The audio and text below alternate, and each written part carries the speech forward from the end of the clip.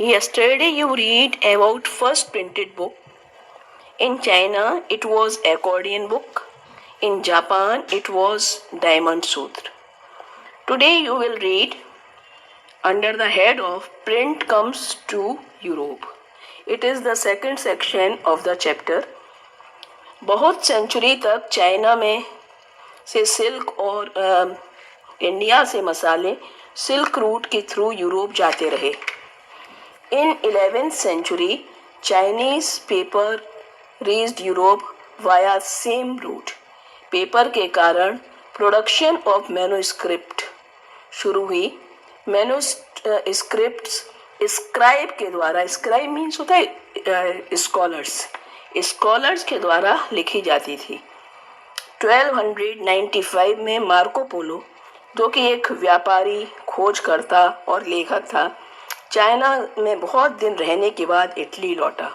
He was an Italian. As you read, China already had the technology of wood block printing. Marco Polo China से जब लौटा तब ये technique और knowledge अपने साथ इटली ले गया और इटली में बुक वुड ब्लॉक प्रिंटिंग के थ्रू छपने लगी. जल्दी ही ये टेक्निक यूरोप के दूसरे देशों में भी पहुंच गई. Editions were still hand written on very expensive vellum. एक वेलम होता था जो कि पार्चमेंट था, एनिमल्स की स्किन से बनाया हुआ, उस पर, उसको हम वेलम कहते थे, उस पर हैंड रिटन वर्क किया जाता था जो एट्रोसिटीज और रिच लोगों के लिए होता था.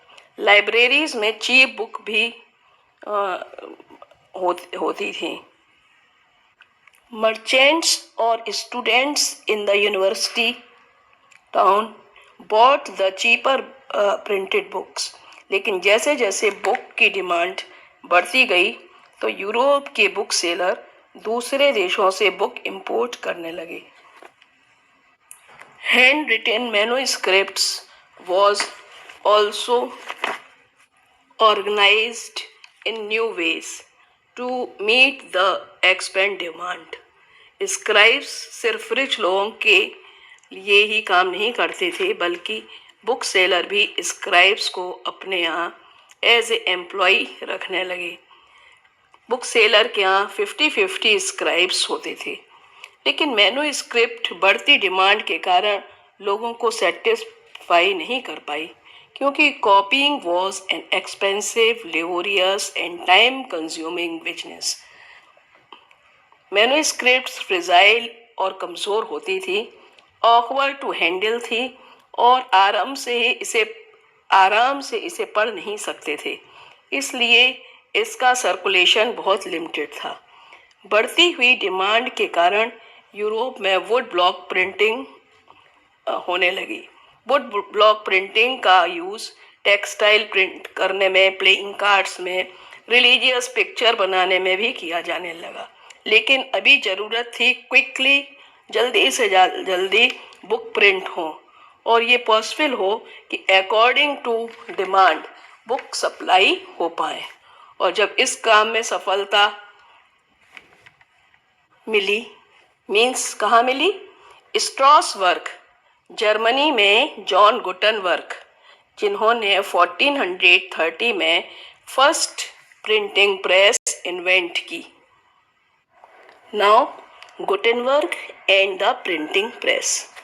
Gutenberg was the son of a merchant and grew up on a large agricultural estate. Means वो बहुत ही रिच था. बहुत चाइल्डहुड से ही उसने वाइन और ऑलिव की प्रेस देखी थी. जल्दी ही उसने स्टोन पर पॉलिश करने का काम सीख लिया और एक मास्टर गोल्ड स्मिथ बन गया. उसके बाद उसने इस काम में एक्सपर्टाइज, निपुणता भी प्राप्त की और वो जल्दी ही उसने लेड मूल्ड बनाए, लेड के मूल्ड सांचे टाइप के बनाए और उसमें उसने ट्रिंकर यूज़ किया. मीन्स मूल्ड माने सांचे. अब जैसे ए बनाना है तो ए का हमने एक मूल्ड बनाया, सांचा बनाया और उसमें हमने ट्विंकर्स भी डाल दिए, ट्विंकर्स से उसे बनाने लगे। Drawing on his knowledge, Gutenberg adapted existing technology to design his innovation. The olive press provided the model for the printing press. जो olive press उनके घर होती थी, जल्दी ही उसने forecasting the metal type of letters of alphabet. By 1448, Gutenberg perfected the system. 1448 तक उसने अपनी जो प्रेस थी उसे बिल्कुल परफेक्ट कर ली। द फर्स्ट बुक ही प्रिंटेड वॉज द बाइबल, और जो इस प्रेस के थ्रू पहली जो बुक प्रिंट की गई वो बाइबल थी। About 180 copies were printed and it took 3 years. 3 सालों में 180 कॉपीज और बाइबल की प्रिंट हो गई। To produce by the standard of the time this was fast production. अभी तक जितनी भी बुक बनती थी, मैन्युस्क्रिप्ट बनती थी, बहुत ही टाइम कंज्यूमिंग थी। ये जो अभी 3 साल में जो 180 कॉपीज बनी, ये उस समय का बहुत ही फास्ट पीरियड था, मतलब बहुत ही फास्ट प्रोडक्शन हुआ था। ये सही है कि जो प्रिंटेड बुक थी वो जो मैन्युस्क्रिप्ट लिखी जाती थी उन्हीं की तरह एकदम लगती थी। The metal letters imitate the ornament hand writing style. जो मेटल लेटर बनाए गए थे, तो जो हैंड राइटिंग वाले लेटर थे उनसे मिलते जुलते थे। Borders were illustrated by hand with foliage and other pattern. Border जो बनता था बुक का, उसमें किनारे से उन्होंने कोई कोई कोई कोई भी डिजाइन का हो सकता था। In the book printed for the rich, space for decoration was kept blank on the printing page. जब रिच लोगों के लिए बुक छापी जाती थी तो स्पेस छोड़ दिया जाता था, जैसा कि रिच लोग डिज़ाइन बताते थे, बाद में उसको उसी डिज़ाइन का उसको बना दिया जाता था। Each purchase could choose the design and purchaser could choose the design and decide on painting school that would do the illustration. In the 100 years after, means 1450 to 1550, printing press was set up in most countries of Europe. Printers from Gutenberg traveled to other countries seeking work and helping start new presses. क्या करा, अब जो Gutenberg के लोग थे वो दूसरे दूसरे देशों में जाने लगे वहाँ पर प्रिंटिंग प्रेस को लगाने में हेल्प करने के लिए। As the number of printing press grew, book production boomed.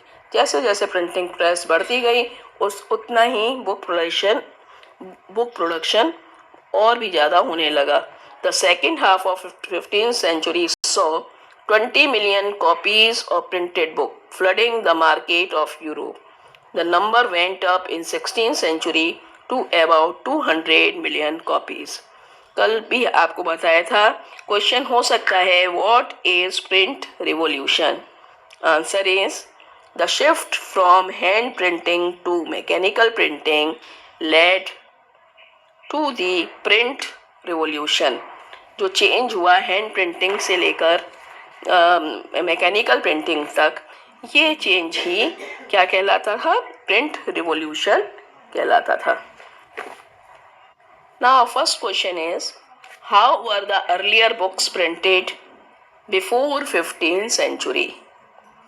Answer is, two earlier Chinese invention, paper and ink, paved the way for woodblock printing. From AD 594 onward, books in China were printed by rubbing paper against the inked surface of woodblock. Due to the need for a strong impression on the paper, it was necessary to print on only one side. Otherwise, the textbook have been impossible to read. The traditional Chinese accordion book was folded and stitches at the side. The beauty of calligraphy was duplicated by skilled craftsmen.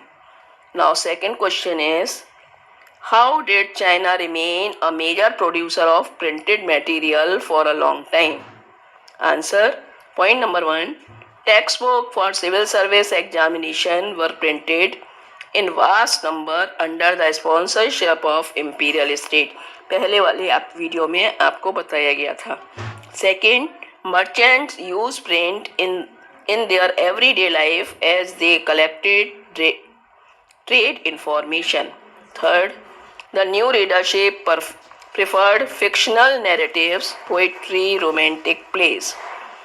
Next and last point, rich women began to read and many women began publishing their poetry and plays. Now one more question. Who introduced hand printing technology in Japan? Answer is Buddhist missionary from the China introduced hand printing technology in Japan in around 768 to 770 AD. आज के लिए इतना ही. Next video में next बातें. Thank you.